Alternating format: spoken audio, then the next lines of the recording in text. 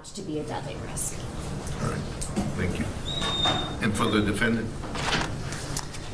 Your Honor, three things need to be said at the outset of this sentencing.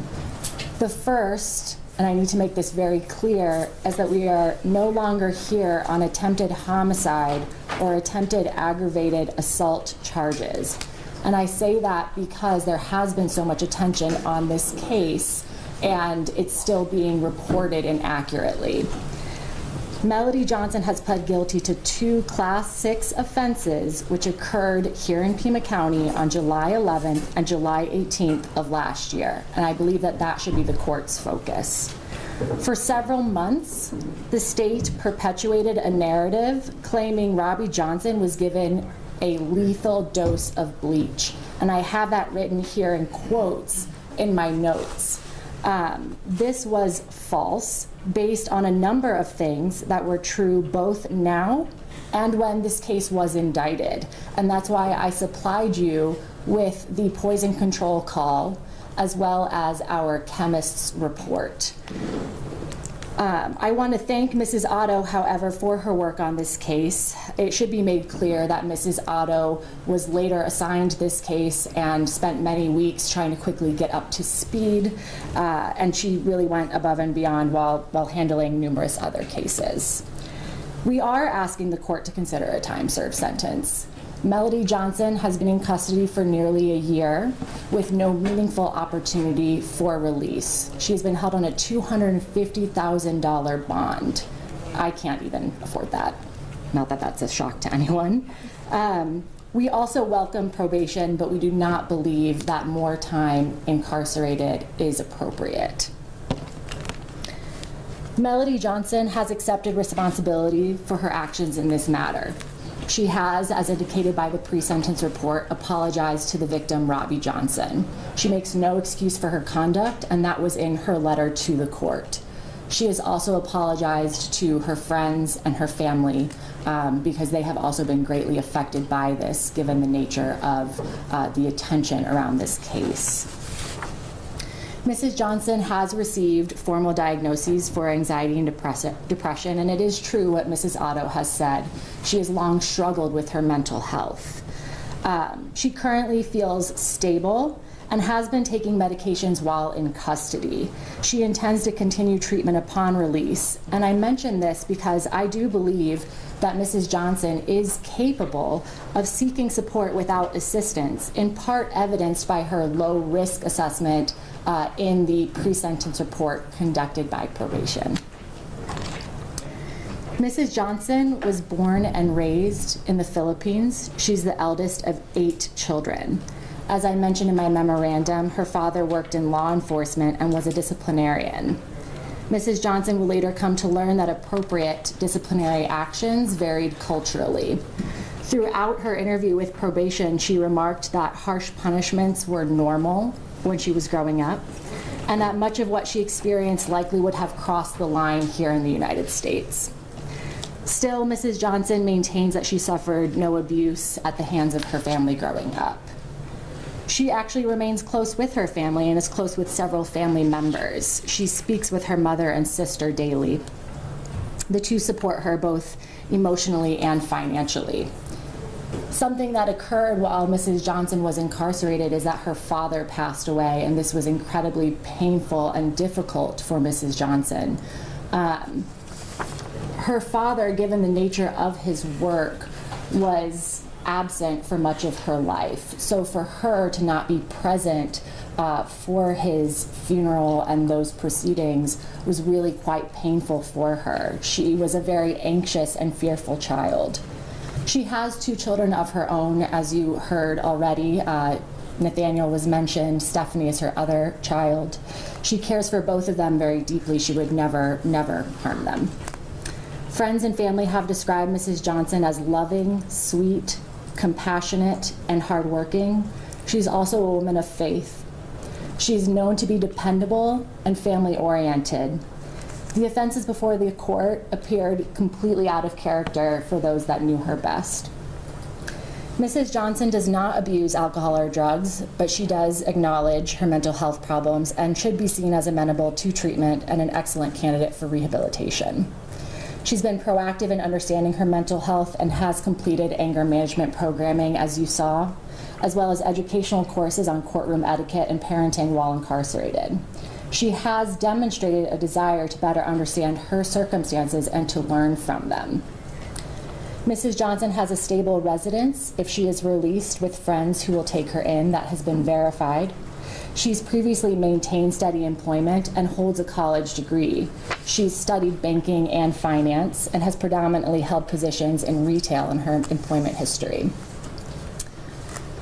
What I'm about to say next is not in any way to shift blame to the victim, but we do regularly talk about abuse as a mitigating factor. Mrs. Johnson experienced abuse in her marriage to Robbie Johnson. The two had been married for nearly 18 years. And it is worth repeating, as stated in her letter, that she makes no excuse for her actions before the court. The two shared loving and memorable years, and there were many years that their relationship was also toxic, as described by the victim. Mrs. Johnson regularly raised concerns over Mr. Johnson's drinking habits. He had been known to come home late often, drunk, blacked out, smelling of cigarettes, and seeking sexual activity from Mrs. Johnson. She very vividly remembers an instance in which she pushed him away and he threatened suicide. It terrified her, it terrified her son. She often was quiet about these instances because she knew how important Robbie's career was to him. Additionally, she was sympathetic. Mr. Johnson likely suffered some mental health issues of his own, given maybe his deployment and some other family trauma. You can't poison somebody over any of that. Understood. And it is not an excuse for her conduct. It is not. And I want to make that very clear, and it was made clear in her letter as well. The two would often accuse each other of infidelity, and his sexual advances were often physically rough and left Mrs. Johnson feeling worthless, confused, anxious, and depressed. And I will stop there. Mrs. Johnson is not violent, nor is she a future threat to Robbie Johnson. The events before the court are unusual in nature and atypical of Mrs. Johnson. They arose out of a marriage that was falling apart. They are separating. They're not going to be living together, and a divorce is pending.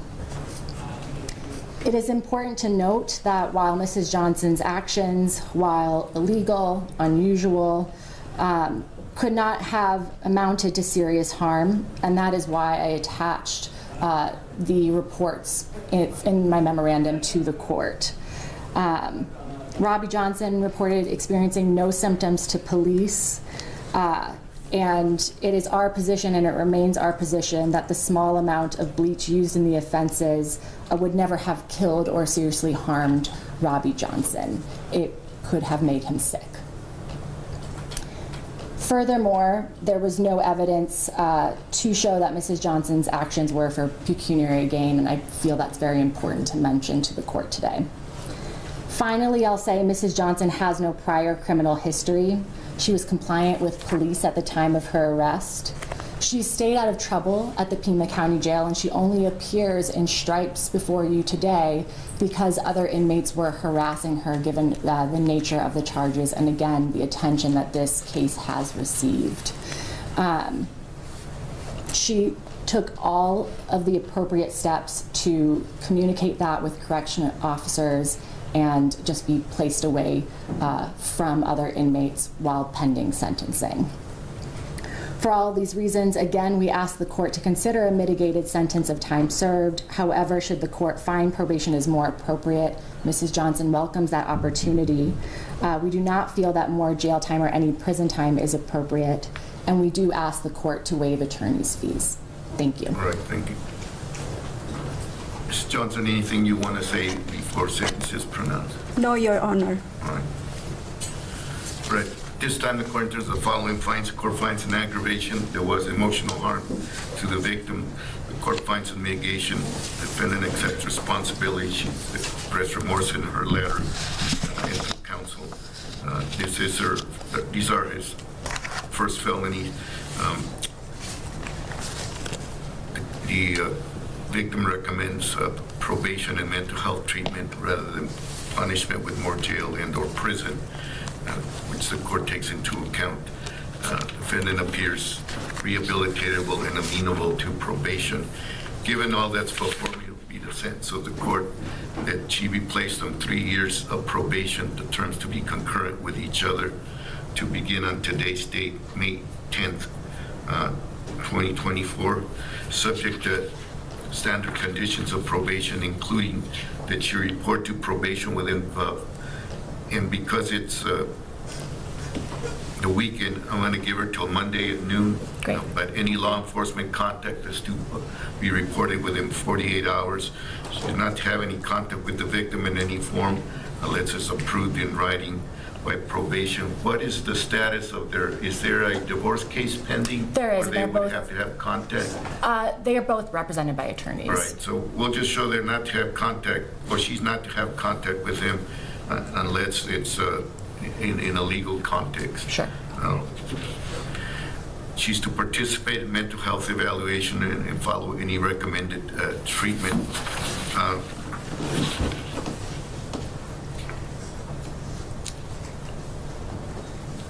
And just, the court will order that she not consume or possess any substance containing alcohol.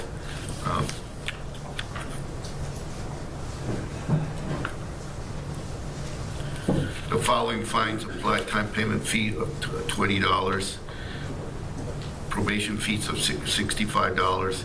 Court will reduce attorney's fees to $25, probation assessment of $20, a crime penalty assessment of $13, victim right enforcement assessment of $2, victim rights fund assessment of $9, and indigent administration assessment of $25. Ms. Johnson, you do have the right to petition the court for post-conviction relief. You must do that within 90 days of today's date. You also have the right to move to set aside the convictions if and when they qualify under Arizona law. If you complete probation or receive an absolute discharge from prison, and if you've not been previously convicted of a felony and have paid all or restitution, your civil rights will automatically be restored. If you have been convicted of a felony in this or another state and have not paid all or restitution, you could still apply to have your civil rights restored. This does not apply to the restoration of the right to possess firearms if you're convicted of a serious or a dangerous offense. Pursuant to ARS Section 13911, you may be eligible to have this conviction and associated legal records in the case sealed. Defendants to be released on probation upon processing. Make sure that you notify probation as to where you're going to live and that you follow all the conditions of probation. Thank you. Parties are excused upon signing of the probation conditions. Thank you, Your Honor.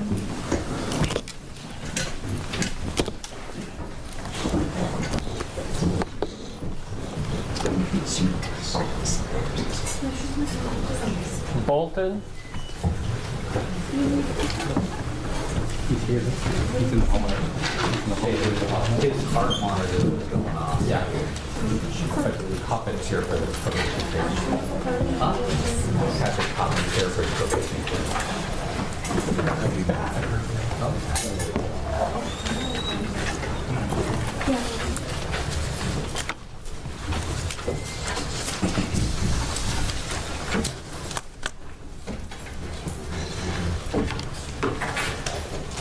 State of Arizona, or just keep